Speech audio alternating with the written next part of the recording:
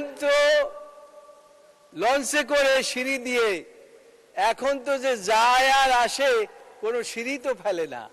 বিচার বিভাগের জন্য বাজেট দেওয়ার জন্য আমি অনুরোধ করছি। আমরা অনেকেই বলি স্বাস্থ্যই সুখের মূল।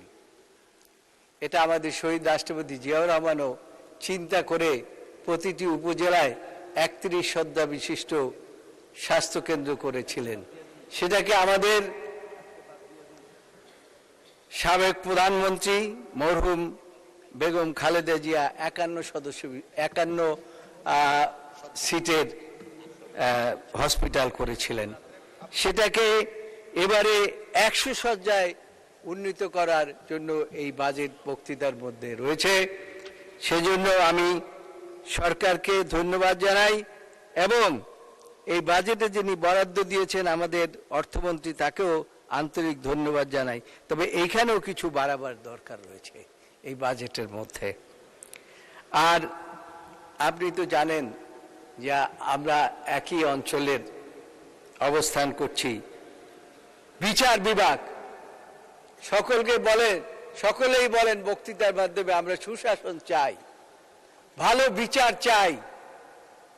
পেটে তো ভাত দিলে তারপরে তো পিঠে লাথি দেবেন, ভাত দেবেন না লাথি মারবেন, এটা তো হয় না।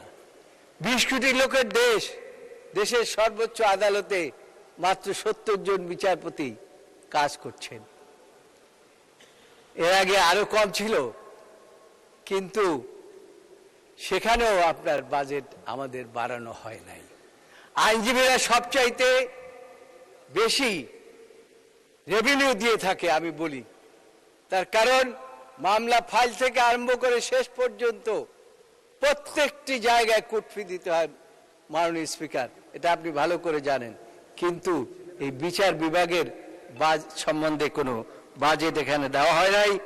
আমি মাননীয় অর্থমন্ত্রীকে বিচার বিভাগের জন্য বাজেট দেওয়ার জন্য আমি অনুরোধ করছি এবং বাজেট বৃদ্ধি করার জন্য অনুরোধ করছি।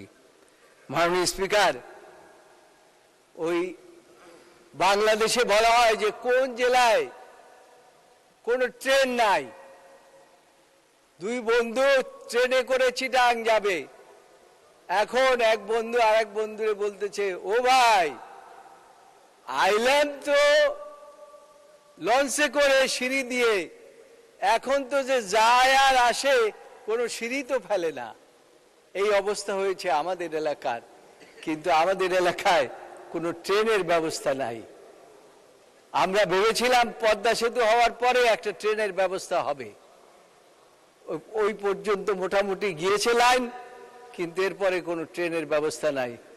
আমি মাননীয় অর্থমন্ত্রীকে বলবো যে আমাদের অঞ্চলে, বরিশাল অঞ্চলে এক ট্রেনের ব্যবস্থা করা হোক।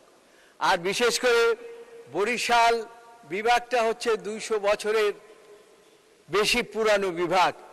এই বিভাগে একটা আদালত আছে, আদালতের ভবনের বয়স হয়েছে 150 বছর।